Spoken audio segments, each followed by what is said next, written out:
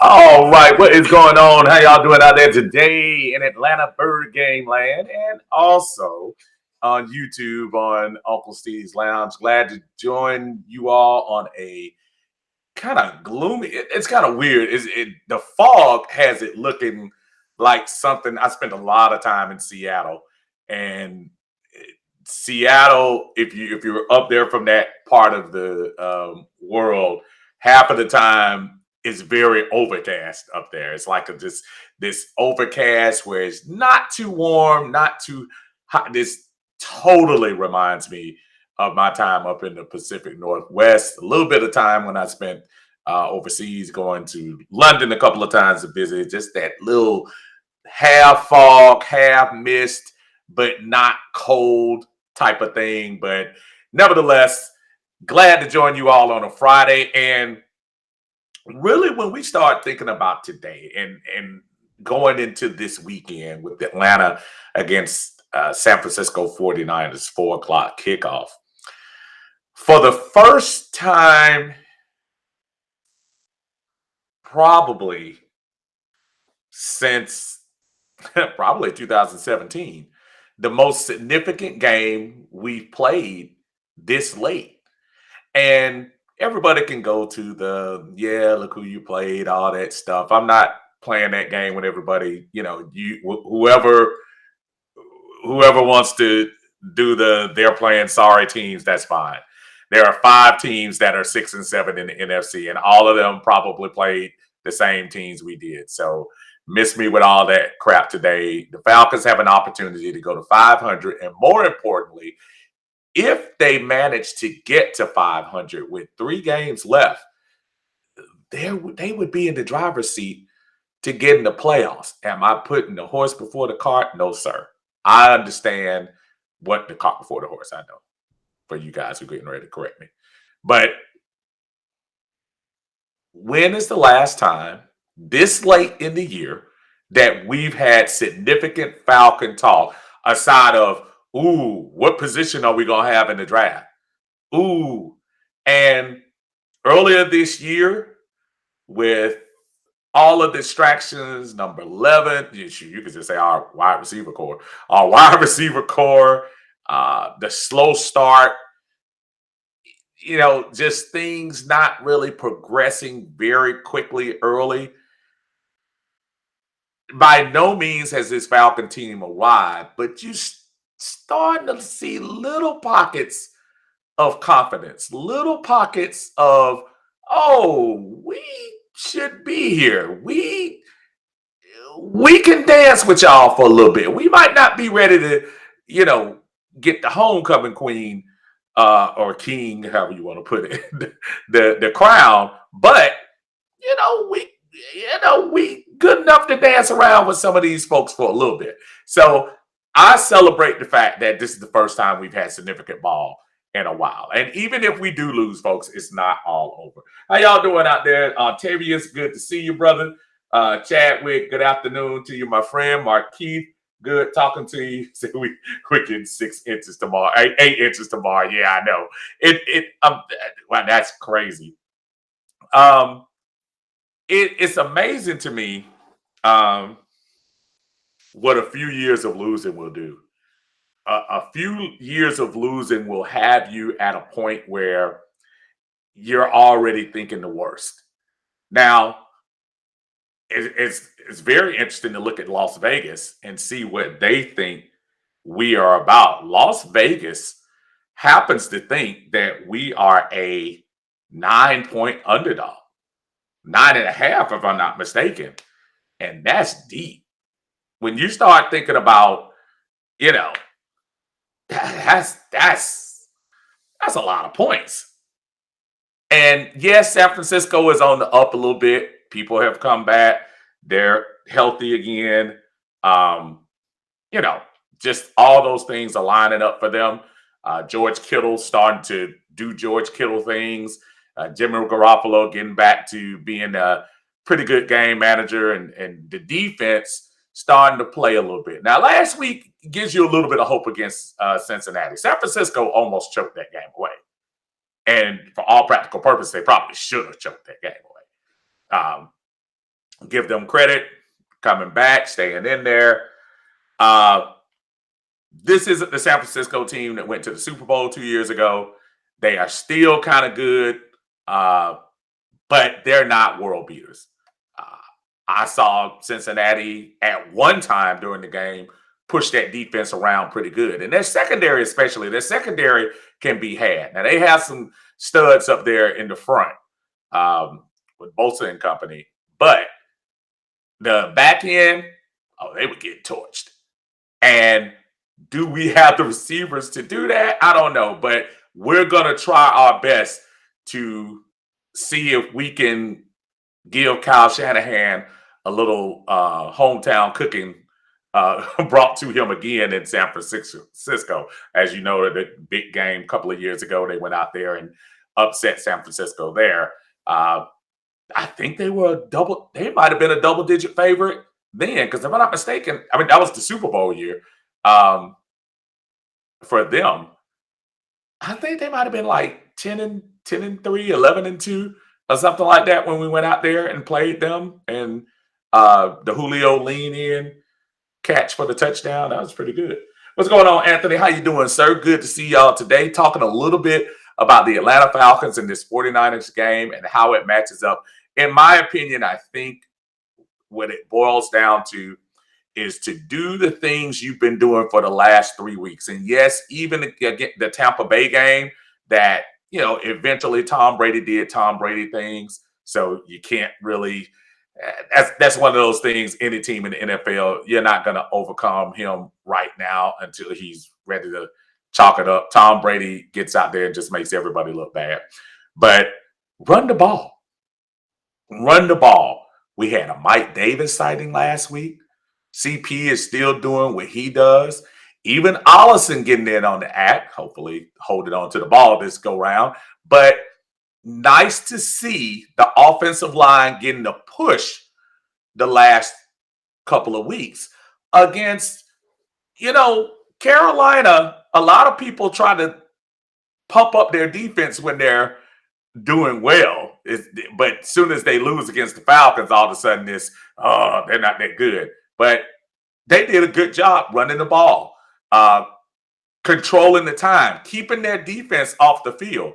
And that was one of the things I was listening to one of the TV commentators talk about it earlier this week. How are they going to stop this? How are they going to stop that? And in my mind, I'm just saying, well, run the ball. Keep the ball. Time of possession. I'm not saying Kittle isn't a great tight end, one of the top 3 in the league. I'm not saying Deebo Samuel isn't their CP3. Ayuk is in the house. They're doing some good things, but if you keep an offense off the field by keeping your offense on the field, then it's not a lot of damage they can do. Run the ball. Continue to run the ball. Continue to see this defense, as I said, by no means has arrived, by no means is are we trying to say that they're this great, great, great, great team? But at the same time, just one of those deals where you're kind of like, okay, let's see what we can do. Let's see what we can handle up here from these guys. I got a feeling it's going to be an interesting game. I'm seeing some of these things right here. Chapman said, I think Shanahan is going to lose his playbook. Artavia says, does Garoppolo have to start for the 49ers? I think so, unless I haven't heard anything. I'm sorry if I did. Darius says we need to run. Absolutely. Run the ball. That's the key. First half of the Carolina game, we had like 17 minutes. That's what we have to do. We have to keep the ball. We have to continue to get out. Keep the ball, keep possession, run the ball to do to keep the ball out of San Francisco's hands. I'm not looking at San Francisco as this big juggernaut. I'm not. I think they're a good team in a very good division. You look at that NFC West, they're still as good. Even with Seattle having a down year, I still don't want any parts of Russell Wilson when he has everyone healthy, because they're still a very good team when everything is going on the offensive side. Still got Lockett, still got Metcalf. But San Francisco right now, no doubt, third best team in that division. And when you're talking about Arizona and the Rams above you, that's not exactly that's not exactly putting you down to be third. They might be third place and getting the playoffs. And if Seattle had anything left, they could be a fourth team. So I just feel like keep the ball away, run the ball. What's going on, Chadwick? Chadwick says any given Sunday. I have noticed this year, and I didn't get a chance to watch it until this morning when I saw the highlights of Kansas City and the Chargers. Who this year, AFC or NFC, who is the team that you say, oh man, they can win every game they play this year? You know how sometimes when you come into the year and you have that one team that say, I don't see how anybody's going to beat them. I remember earlier in the year they were talking about Tampa Bay, and Tampa Bay could go undefeated. And I said, not this team. This team is too wishy-washy. What team out there is really invincible? I don't think there's a team that's invincible out there. I don't. I'm looking at the NFC. As great as Arizona has looked, you saw the Rams handle them. We've seen the Rams be flawed the last couple of weeks before they righted the ship against the Cardinals. Tampa Bay, yes, Tampa Bay has strung together a couple of wins and look like they're going to be okay going into the playoffs. But do they look unbeatable? Dallas, I don't even need to go far about Dallas. Dak, all of a sudden, 3 or 4 weeks ago, we were acting like Dallas was the best quarterback in NFL history, and now he's going back to being inconsistent, Dak, and Dallas has kind of waned because of that. They've had teams like Atlanta to make them feel good, but Dallas is lucky they're in that watered down division in NFC East. They're going to run away with that. But what other team? AFC? AFC West is kind of like the NFC West, to be honest with you. What a division. Kansas City, San Diego, Los Angeles. That game last night, I'm trying to tell you, boy, the Chargers, if the Chargers don't make the playoffs, which I think they will, but if they don't get the number 1 seed, number 2 seed, or something like that, and not able to get a home game, they're going to beat themselves up about that game last night. I love the fact that the coach likes to go for it on 4th down and stuff like that. But yeah, come on, man. Sometimes you just got to take those points. I think we've fallen in love. It's almost that Madden mentality, like when you're playing Madden and you go for it all the time on 4th down because it's Madden. I mean, and some of these teams, man, you got to take some points sometimes, especially early in the game.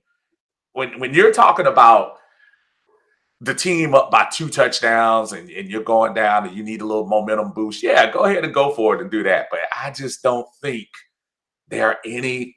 I just don't think you take that chance. Take the points. AFC North, Ravens, Browns, Bengals. That's a toss-up, especially now that Lamar is a little ginger on his ankle, and Cincinnati's just so up and down. It's like 1 or 2 weeks they look like, oh man, they're ready to take this thing over, and then I don't know, just schizophrenic. And Pittsburgh, boy, how the mighty have fallen. Tennessee, the Colts, they look like they're definitely the class of that division. Just a matter of which one of them are going to come out on top. Jonathan Taylor has been running so well for the Colts. But the Titans, they have a little bit of pedigree. They've been there a couple of years, and whether Henry is going to be there or not, I like what Mike Vrabel has done with that team. They're pretty good. And as far as the AFC East, man, the resurgence of the evil Bill Belichick doing his thing in the Patriots with basically kind of a no-name team. I mean, everybody knows Matt Jones, but name another person for the Patriots quick. You can't do it. You could not do it. Not that quick. Other than Matt Jones, you couldn't do it that quick. And that's a big deal. That's a big deal. You need to have some players on the team.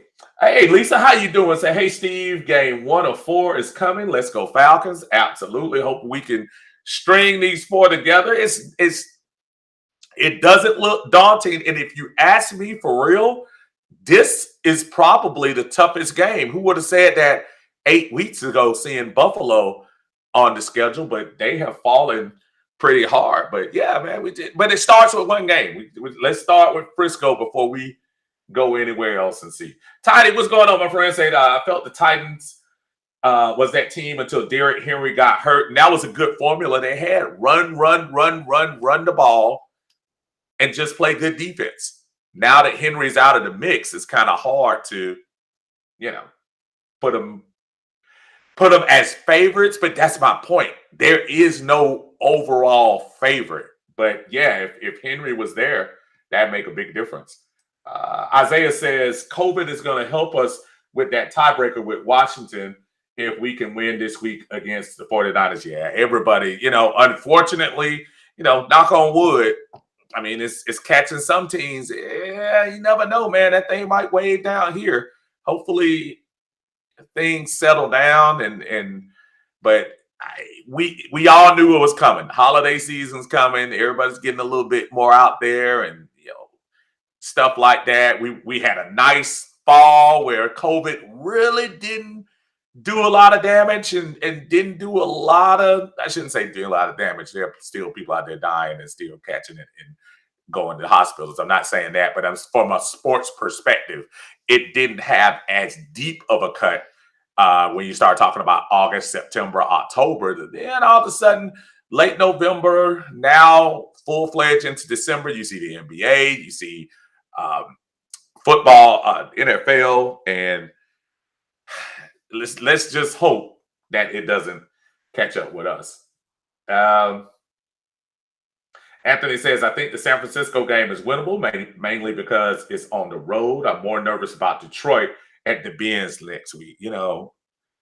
Man, who would have thought that you would have a statement like that, Anthony? But you're right. These cats can't win at home.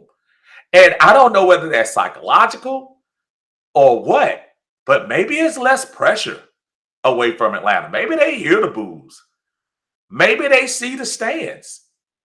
But I tell you what, you put together a good game plan and beat a San Francisco team and come back, winning 2 games in a row on the road and come back to Detroit, you might see a couple of folks in there. Now, granted, that's going to be the day after Christmas, so who knows how that might work out. But you got to take care of your business first. If you want people in the seats, you have to show them that you're willing to, play up. And 6-7 isn't anything we should be pumping our chest about or anything, but at the same time, it's better than a couple of years ago.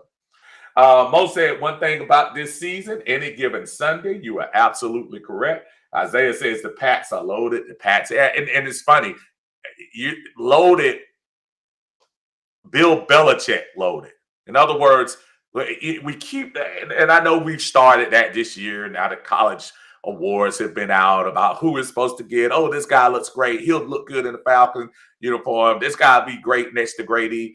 All this and all of that. Bill Belichick just still keeps plugging away with these. Now, this year they went out in free agency. They got a lot of people in free agency this year. So this is the first time I think they've kind of flipped the script and actually bought their way to some good players. But they still make their living second, third, fourth round guys, things like that. And, snuck Matt Jones out of the equation and got him the quarterback, and look what's going on. Bill Belichick is crazy, man. That dude is good. Chatwood says, how many years younger than Brady is Roethlisberger? Is he 40 or 30? I don't know how. I honestly don't know. I know Roethlisberger came out. When did Steelers win that Super Bowl? He's got to be 38, 39 at minimum. I honestly don't know. Not a huge Roethlisberger guy, but yeah, somebody will know. David said we have to be stout. We have to be stout up front if we have any chance at the 49ers. All about the offensive and defensive lines. That's where San Francisco has been making their hay the last couple of weeks. Now, don't get me wrong. Again, offenses are moving against San Francisco. This is not the San Francisco defense that we ran into 10 years ago in the Dome in the NFC Championship, or even 2 years ago in Santa Clara. This is not the same team, not the same defense, but they still have good enough players to get it done. But this is your litmus test. This is the test that says, okay, well, these 6 wins. Like I said again, I don't want to get into but look who we played this year. When you see 5 teams, 6 and 7 in the NFC, and then go over to the AFC and you see about 4 teams, 7 and 6. Yeah, I see a lot of parity, folks. It's not like there is this one team that says we beat everybody. Even Kansas City, who I still believe in. I think once Mahomes gets in the playoffs, I think he's just one of those guys that, despite head-scratching plays like he made last night inside the 5-yard line, and aside of that, I still think he's one of those wild cards that I would love to have on my team. So, we'll see. Isaiah says, remember the game in 2020 against the Lions and Gurley accidentally scored? Absolutely, I do. Absolutely. But that's coaching too. That's coaching. We had no business handing that ball off. Now, we came close this year. If you remember the New Orleans game when Matt hit CP3 on the long out down the field, and the first play we do is go out there when we didn't have to. New Orleans only had, I think, 1 timeout. And we handed off the ball, and Mike Davis literally fumbled, and luckily we landed on the ball. So when you go back to that play, that's coaching in that one. Octavian said, I'm still 50-50 on making the playoffs, but if we can beat the 49ers in Buffalo, we're headed in the right direction. See, I'll take it one step further. Back to what Anthony was saying. Yeah, you got to beat Detroit here in Atlanta. Detroit has nothing to lose. That's the team. If we beat Frisco, now I hate getting ahead. I want to focus on Frisco, but I'm going to talk about it since y'all talking about it. But yeah, Detroit is one of those teams. They're coming in here. They have 0 to lose, and will come in here and beat the Falcons and go home and not think about it. So before we start Frisco, Buffalo, Let's get Frisco out the way. Let's see how that turns out. Let's see. Chapman says that stadium looks empty when it's full. You know, their first year when we were there, of course, the Green Bay game was packed out of its mind. That first game, and it might have been another game. I know the New Orleans game. I actually didn't go to one with Debo intercepted Breeze in the end zone on the Thursday night. I was at work, but my wife and son said it was packed that day. Really? I'm trying to think. Maybe there was a day in 2018. Maybe the season opener where it might have been. But boy, it's been a long time since I can legitimately say this stadium looks 60% full. It's been a long time. Even this year, the Philly game. The Philly game wasn't slap full. For season opener. And I guess good thing it wasn't. Isaiah says Ben is 39. Thank you, sir. Yeah, that's about right. Isaiah said 11 teams are 6-7 or 7-6. Pete Rozelle would love it. Parody. Anthony says it's parody for sure in 2021. Chadwick says this is a odd one for games. Absolutely. None of these games are predictable. None of them. And that's why I look at this line, just even Vegas. I wonder how Vegas is doing this year, because these games have just been so crazy. Isaiah says we have to win against San Francisco to really secure a playoff spot. The Lions could be a trap game. I think the Bills would be a battle. We should beat the Saints. Here's the thing. You don't necessarily have to beat San Francisco. You don't necessarily have to. And I'm going to point it out here in a second. I love this site. And if y'all get a chance to check it out, do it. The ESPN playoff machine. I love it. And what you do is you put in the scenarios. I'm sure a lot of you are familiar with it, where you put in the scenarios. See if I can make it just one step bigger here. There you go. Maybe I can see it a little bit better. Okay. So on this particular site, ESPN playoff machine, you can put in the wins and losses and pretty much predict down the way how teams are going to do. One of the reasons everyone's talking about this game, obviously, is because San Francisco is 7-6 and they're in sixth place, as you see right here. They're in sixth place in the playoffs. Now, we are, I think, 9th or 10th, something like that. Doesn't really matter. We're not 6 or 7. But if we win against San Francisco, put the Atlanta win in here. Now, that's without anybody else playing. Automatically, before you see the other games come in, they're in sixth place. Now, let's look at all the other teams. Even if we beat Frisco, let's look at the teams that we're battling right now. Now, Washington and the Eagles, these two guys kind of cancel each other out. But I think in our case, we want Washington to win as far as that's concerned. So we'll go there, because that would keep Atlanta in seventh place as far as that's concerned. Now, if the Vikings beat the Bears, the Vikings would push us back because of the tiebreaker, because of our awful NFC record. Now, of course, that's the other thing too.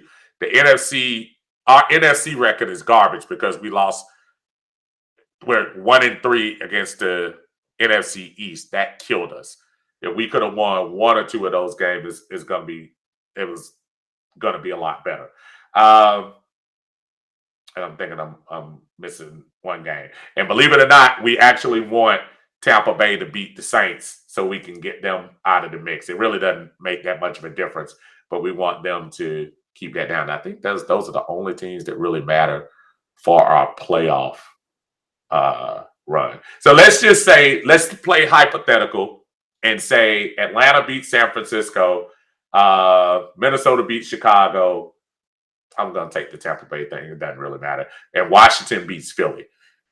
still we would be on the outside looking in. So what you really want tomorrow, if we start talking about rooting interest, obviously we want the Falcons to win tomorrow.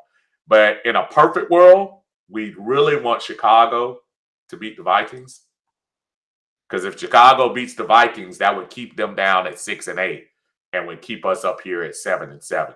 Again, Washington and Philly, it doesn't matter because both of those teams, notice if we beat San Francisco, that knocks San Francisco out of the playoff thing. But you're going to be battling with Atlanta, Washington, Eagles, and Vikings. So technically you want Chicago to win.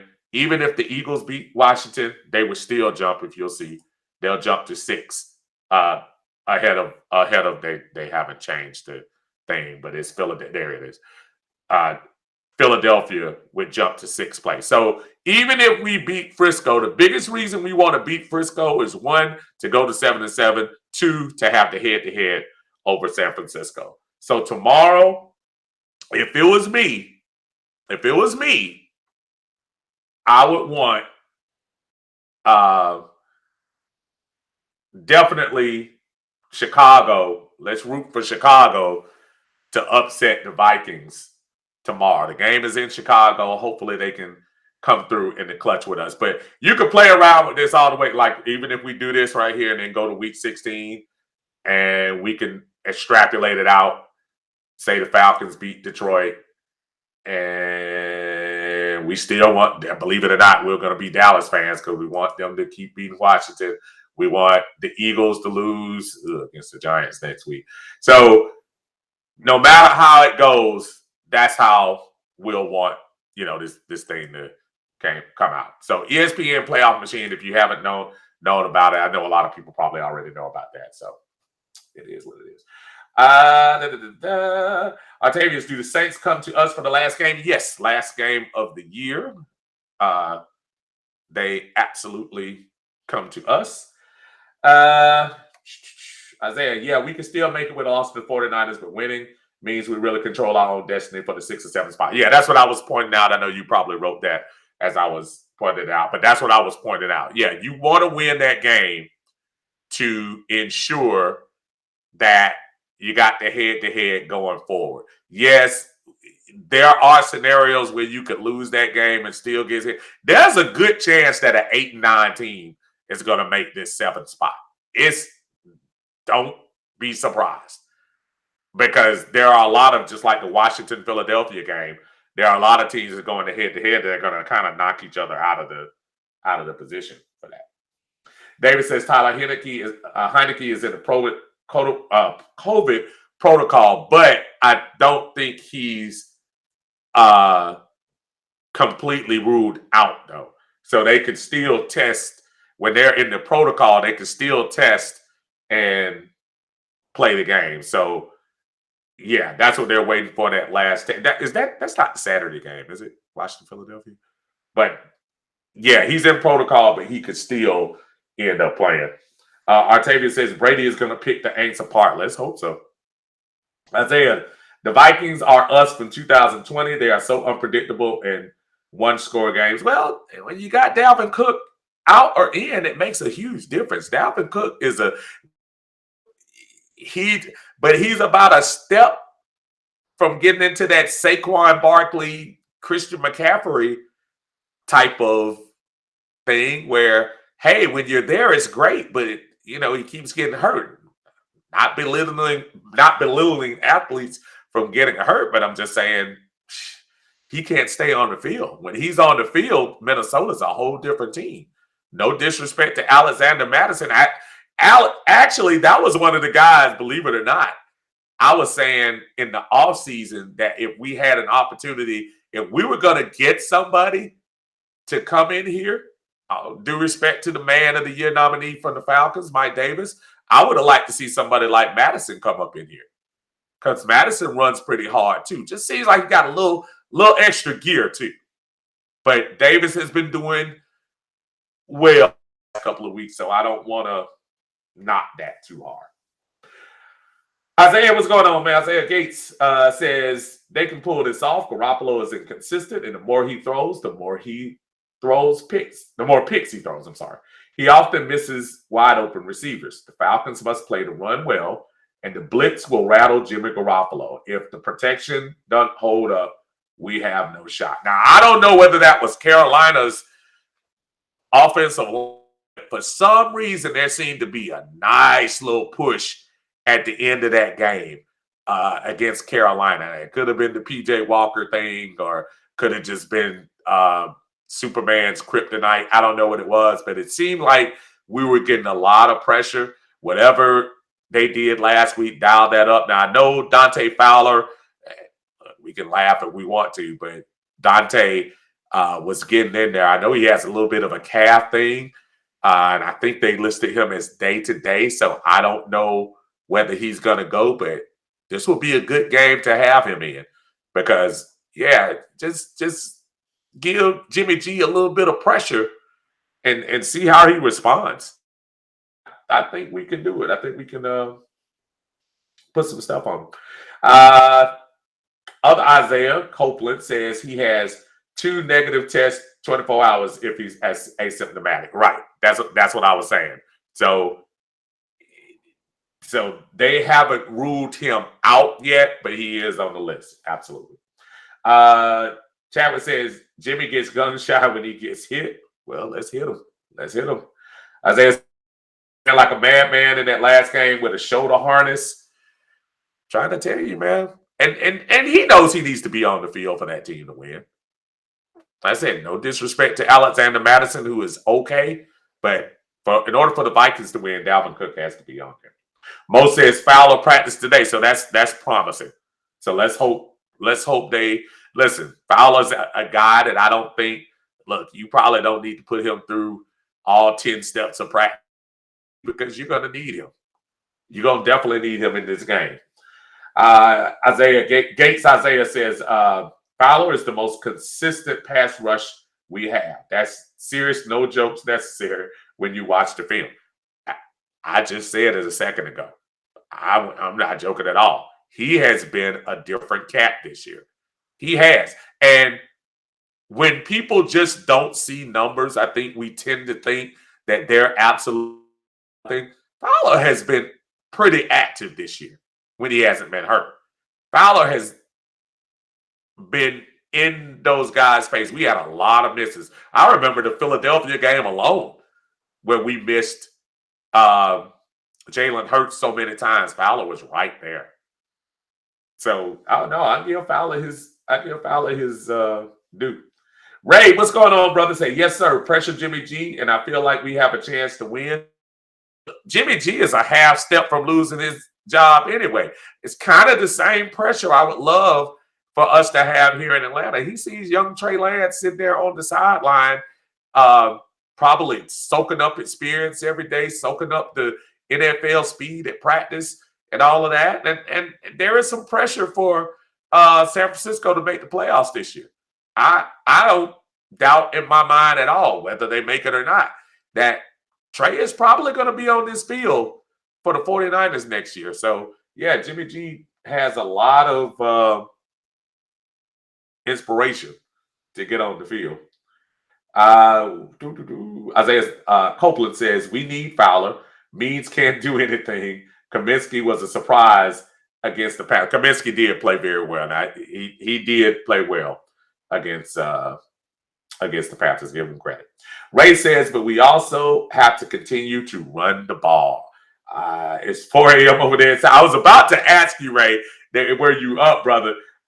Look, man, we will definitely be on after the game. This week is a 4:00 game. So right after that is over with, definitely going to have some special guests on for that stream afterwards. So stay tuned to us and watch us here in Atlanta Bird Gang. And if you're on YouTube, watch us on Uncle Steve's Lounge. I appreciate the love, man. I guess the word has spread a lot because I don't know whether somebody just been poking a lot of stuff in there or not, but it got quite a few people dropping in to see some of the replays. I appreciate it. Getting ready to put my Grammy predictions up there and my top 10 songs of the year in Uncle Steve's Lounge. Go over there and subscribe. You'll be seeing some of that coming up later on. And salute to you, Ray, over there in South Korea. Mo says Jimmy G and Slushy are the same quarterback. Look, believe it or not, I give Matt Ryan a little bit more credit. I think Jimmy Garoppolo has been one of the luckiest, has been put in some of the luckiest situations that a quarterback can be put in. Now, granted, he's won. I know what his percentage is for somebody to throw that up there and say he's won more than anything. But aside of, he did get one little streak in the Super Bowl run where he was doing well. I just don't see. I don't know. I don't see it. I see why Bill Belichick wanted him to stay in New England, though, because he would have been perfect for that situation. But he has his guy now. But Jimmy G, yeah, you can rattle him. You can rattle him. But you just need to put the pressure on him so those throws coming out can kind of float a little bit. We can get some guys involved and get some more first and second year players, a couple of pick sixes like Michael Walker had last week. Let's keep that going. Gates Isaiah says, I wonder if Arthur Smith is keeping a package for OZ close to the vest. He can be an X factor down the stretch. And it's funny, I saw him a little bit last week, but I think they were trying to give some confidence to Russell Gage last week too. They kind of pushed that game, pushed that game into him. So I do like that they did that. What's up, Sean? How you doing, brother? How you feeling, man? Good to see you in the house, my friend. Glad that you joined us talking about what's going to happen this week. Do we stand a chance coming into this game against San Francisco? I think we do. I think we have a really good chance. Vegas pretty much saying you don't have a chance. Ray said, I'm down, brother. Whenever you need me to be on, whenever in uniform or not. I'm down. Hey, I hear you, brother. You get some rest, but we going to need you that day for the stream against Frisco. So please check in with us. We're going to definitely sneak you on if we can. Chadwick says Shanahan will blow it again against the pressure. Well, look, one thing I can say about Kyle Shanahan, man, is he's going to keep trying and he's going to keep plugging. I don't underestimate Kyle Shanahan. I know a lot of people don't like him. A lot of people don't like the play calls he had. Look, I like Kyle Shanahan as a coach. I think he did a pretty good job. You can say what y'all want to say. But I think it's going to be pretty good. He's a pretty good coach. Isaiah says is Grant and OG. That's what I call him because I apologize. I need to know how to pronounce his name. Cleared to play this week. I don't think Grant practiced. Now, I don't know about OG. I don't know whether he practiced or not, but I'm sure Grant didn't practice on Wednesday. So I have to double check. I know they usually put out the Friday practice status and knowing that they got to fly out. I'm pretty sure they'll do that. Octavia says, do we double Kittle like they probably double Pitts? Man, that's a tough one, man. Because listen, they have such a nice wide receiving core.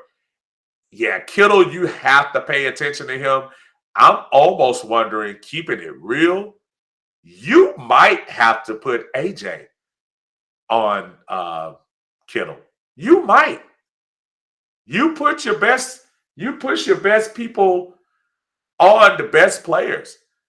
And AJ is our best cornerback, and Kittle ate last week. He's been eating the last 2 weeks. He's on my fantasy team, I know. He has been eating the last couple of weeks.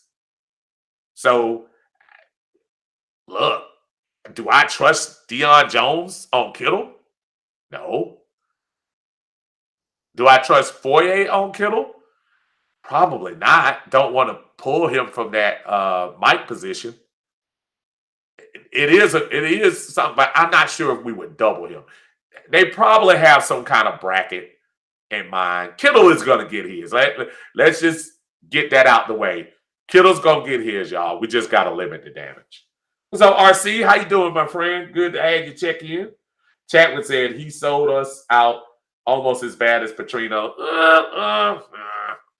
Petrino left in the middle of the night. Kyle Shanahan took a head coaching job.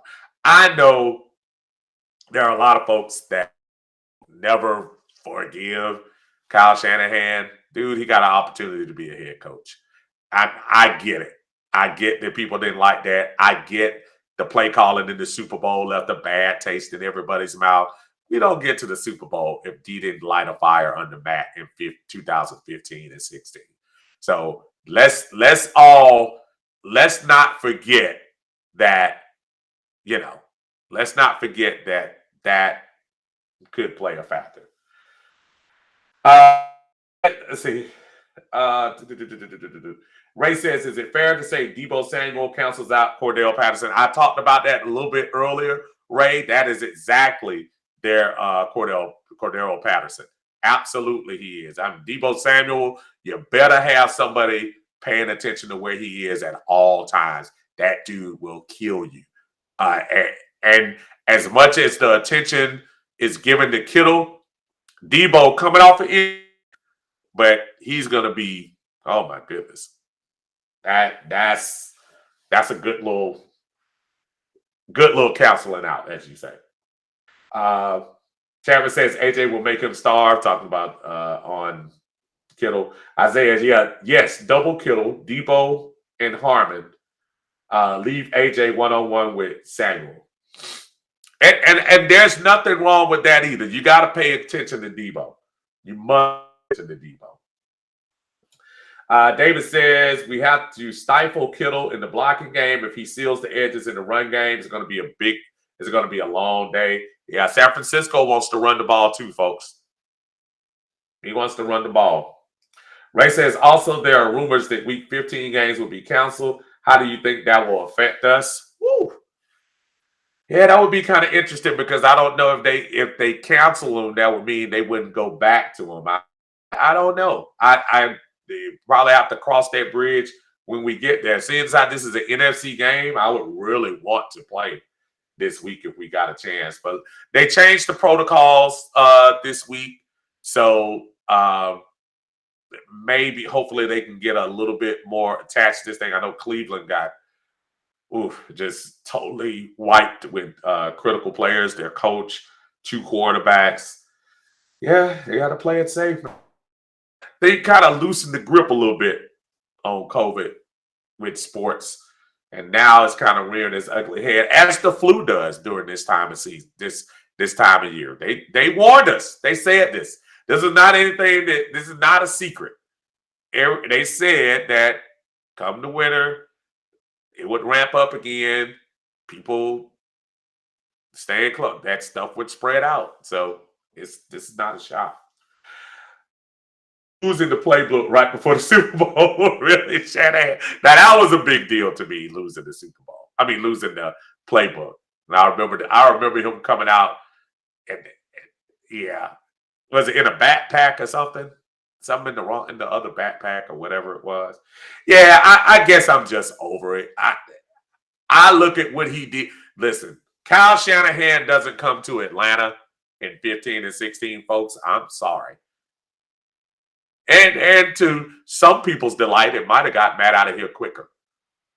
But whatever Kyle did in 15 to 16, I'm not going to sit here and try to act like he was the worst thing since, whatever. He was good enough to rehabilitate Matt Ryan into one of the top 5 at that time, before y'all come at me, at that time, one of the top 5 quarterbacks during that Super Bowl run. I don't harbor hate. I'm not sending him Christmas cards, but it was what it was. He took another job. Most people would. RJ said, what do you think about Eric Harris? He's been horrible to me. So with him being out, is this Grant's chance to shine? It should be, but Grant has to get on the field. It should be.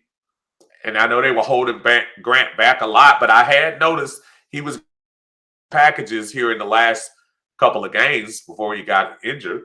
But yeah, we look, at some point we got to put these guys out on the field, especially the young guys, the draft picks. You got to get them out there and see what they can do in live action, not in practice, not in walkthroughs. You got to get them out there to see how they work. And sometimes Jalen Mayfield, they might get out there and fail, but at least you can have a clear body of work to judge whether we go forward with this guy and try to figure out what we can change, or whether you say, he's not really ready for the NFL. Mo says Samuel against Patterson. Watch, both OCs going to be in their bag. Oh, yeah. Isaiah Debo has been inconsistent, but he's our best cover linebacker, and he can keep up with Kittle. Harmon is a smart bet and has been solid for the most of the year. Keep Fourier and Grant in the box. Make to whoever is playing running back. You said something about Debo. You're absolutely right. Deion Jones can keep up with any tight end. Keep up with them. For some reason, I guess they make moves on him to get them. I don't know. Nobody's questioning Debo's speed. It's whether he can cover you or not. You got some. I know Lisa's probably still on one of our alumnus. What's his name? Lisa Batman, Ahmad Carroll, and Ahmad Carroll could run like the wind. And in Arkansas, again, he was so fast and so quick that they thought when he got to the NFL, Green Bay drafted him and thought they could turn him into the quarterback, and that turned out to be disastrous. So you can have all the speed in the world, but got to have those cover skills. Got to. Isaiah says, Pease clearly doesn't trust young guys. Well, he's an old guy. Sometimes the older you get, you either do one or two things. You're gonna trust experienced guys, or you say, I'll do it myself. And obviously Pease can't do it himself. But yeah, at some point he's gonna have to loose. He's gonna have to. They can't learn unless they get on the field. They have to get on the field. But that's a astute point. He does. John says, without those seasons, he doesn't get that last contract. True. And that's the one thing. Y'all, I'm not here to try to tell you Kyle Shanahan is one of the great coaches in the league. But for that particular time set, whatever he did to Matt needs to be sending him a Christmas card every year. Cam, how you doing, sir? Cam says, how's everything going on your end, brother? Everything is well. Getting ready to go to work in a few minutes, but everything's well. We sitting here trying to rap about this San Francisco game coming up.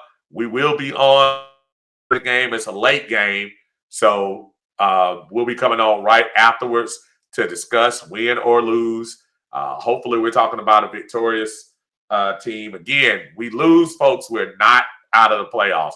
Doesn't help, but we're not completely out. But if we win, oh man, Christmas comes early in Atlanta.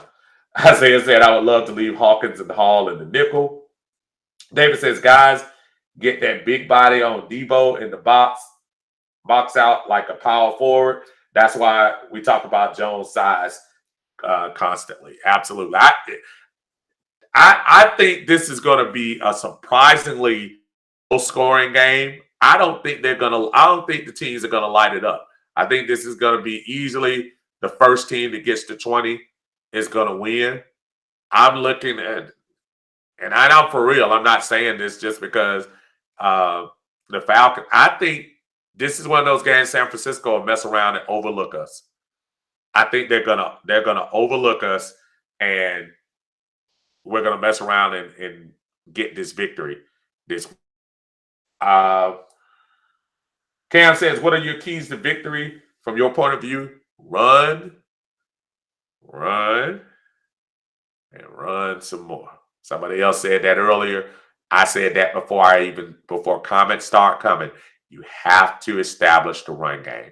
The more we stay on the field with our offense And the less you keep George Kittle, Deebo Samuel, and the rest of them off the field, you're going to have an excellent chance to win. And I think Arthur Smith showed, like last week, listen, we still only average 3.6 yards a carry, but we're getting over 130 yards rushing. Look, got to run the ball. And I think, if I'm not mistaken, I think the carries were 30-something. And that's great. If you run the ball 30-something times, yeah, 3.6 is not ideal, but that's how you control the clock. I think somebody else said the first half last week, 17 minutes to obviously 13 for Carolina. That's how you win. You keep the defense on the field and keep it going. Mo, any word on Sheffield? I haven't heard anything on Sheffield. I know he's officially off the IR, but I have not heard anything on Sheffield. Isaiah said Kyle did help Matt with progressions and reads, but Matt had one good season with every OC he had. I see what you're saying, like one breakout season, whichever one. Chapman says when we win, I am throwing my own personal parade up and down the east side of New Hampshire. Don't fall in the ocean. But I hear you. Ray said, yes, sir. Last 4 games, we're averaging over 130 yards. Again, Ray, the key, run. Have y'all noticed Davis had a little bit more oomph the last couple of weeks? I'm not saying he sits there and reads social media. I'm not saying he's listening to the guys on radio or analysts on TV, but he's had a little bit more oomph in his run. And let's get Allison in there a little bit. Greasy, we already cut Gallman, so that tells me that Allison is definitely going to be in the rotation now. So with Gallman gone, I think he got picked up by Minnesota. Somebody he got picked up by. I forgot. But with him gone now Allison can get some carries, spell those guys, and we should be good. Mo says basically keep the ball out of Slushy's hands. That won't hurt. RC says keys to victory: rush for 120 yards, keep Matt under 30 pass attempts. Defense needs to bend, but don't break mentally, which we've been doing a decent job of. Sans those come out of the tunnel touchdowns, which we gave up 2 this week. We gave up 1 to Tampa. There's just something mentally to me about giving up those touchdowns that just says, come on now, I need y'all to hunker down. Now, in a couple of weeks, we came back and scored again. So, hey. Isaiah said Davis finally woke up. I'll tell you, stick with what's been working and run. Chapman says he's got that nomination for man off the field, got a pep in his step. And it probably, you know what, Chapman? Whatever works for him. And honestly, I look at some of the vignettes he's done. He looks like a good dude. I know he's home. So this is never personal. It's about what you're doing on the field. So when you start looking at that, that's the kind of thing that I'm worried about, what you're doing on the field. Off the field, he seems to be a good guy. Markia says, Matt ain't never had a good season with Dirk Cutter. Dirk was behind. He absolutely, you get no argument from me on that one. Dirk Cutter, that second go round especially, was definitely a waste. Isaiah said, if Matt is on, then I'm not against him lighting up the 49ers defense. When Matt is cooking, he's hard to stop. But we saw Matt dial it up last 3 games in 2020. Here's the thing about that, too. When you start talking about Matt, say what you want to say, y'all. And I will say this. Matt is one of the top 5 quarterbacks with the play action pass. Matt does the play action pass probably as good as some of the best in the league. So if you continue to run the ball and have those safeties come up just a little bit, will make it so much better for him. And I'm telling you, y'all, he's the man. Big Ray says, my thing is that while everyone is looking at Derrick Henry running the ball when Smith was in Tennessee, I feel Arthur has figured it out. While I'm slightly optimistic, I'm still pessimistic. Not only do I agree with that, if y'all notice, they've been going on that left side a lot, running the ball too.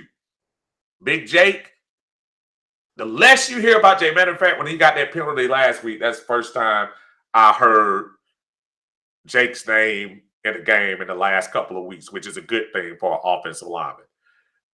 They are running behind him, and they are eating people alive. So what everybody is saying is absolutely true. I think it's a matter of, it's a matter of trying to just establish that run game. Lisa says, I agree. Play action Matt Ryan is a good look. I'll take this off. RC says, honestly say the thing about this season I love. No more cliche press conferences. Arthur Smith tells it like it is. Brotherhood. Bump that, just win. Here's the thing, RC, and I tell everybody that, and I truly believe in this. Slogans are fine in the moment. Everybody does it. Slogans, little catchphrases, little things. Hey, the Braves this year, what was it? The little samurai thing that they were doing. Last year was the stir it up thing. It all works when you're winning. When you're winning, it's great. When you're losing, it's what I always laugh, and I gotta get rolled. I always laugh with the Braves. It's funny to me. The tomahawk chop thing, which I know is going to be controversial going into next year, but it's always funny. But the more the Braves got into it, like everybody wanted to start the chop. So you hear these random people. Go back and look if you have some past Braves games. Go listen. These people are bringing their whistles to the game because everybody wants to be the one that starts the chop. Oh, and I just say that to say when a good thing is going, everybody wants to be in the slogan campaign. Everybody wants to be in the brotherhood. As much as you're talking about it in 2021, yes, of course it's persona non grata now. But back in 15 and 16, man, there was so many brotherhood shirts. I still got a brotherhood shirt in the closet that I can't wear right now. But I still have one in the closet. So slogans are fine. Dan Quinn was that type of guy. Obviously, Arthur Smith is not. Arthur Smith is kind of like a funky mix between Mike Smith and I can't even say Dan Quinn. Kind of Jim Mora in the sense of Jim Mora had that little sarcasm type thing. And Arthur, if you ever listen to him sometimes, especially when he's addressing D-Led and things like that, it's always that little tinge of smart alecky in him a little bit. So it's interesting. Toddy says, Schefter just reported, and I quote, NFL and NFLPA are discussing postponing multiple week 15 games. Wow. So that is, and somebody had pointed that out. Thank you, Toddy. I appreciate that. Yeah, that's going to put a whole new spin on things. So let's see how that ends up working out. Folks, y'all have been so awesome, especially on Friday, and I thank y'all for joining us in Atlanta Bird Game. Y'all join Tidy. Y'all join Marcus. I'm sure all this weekend they'll be coming up. Matter of fact, while I'm on here, man, great job yesterday, Tidy and Jason Jones, man. That was not only some good debate about mostly about Matt Ryan, but and eventually morphed into talk about the Falcons. And man, it's amazing what you can do when you get two people on who are passionate about it their side, but not trying to cut each other down and talk about their mama or either take off their shirt and tattoos and all of that. And I'm just gonna leave that alone before I get beat up about this. But just a very good, if y'all don't get a chance to see it, I'm sure it's still up in the group, but y'all go back and check that out, man. Just good stuff, man. And hopefully we'll do that a little bit more in the group just to get you guys involved. We got 4 weeks, man. if we can make this run, man, things should get a little interesting. I noticed the view on weekends is starting to go up a little bit for everybody because now, we're playing legitimate, meaningful ball. So let's keep that rolling. Until then, man, we'll catch y'all on Sunday, definitely after the game. I know some folks will be on in between. Atlanta Bird game, check us out. If you don't want to check out some reviews, some repost of this, go to Uncle Steve's Lounge. I got y'all covered on that. Y'all have a blessed Friday. Take care, and we'll see you again on Sunday, after which I'm hoping to be an Atlanta 21-17 win over the 49ers. Y'all have a good one. Take care.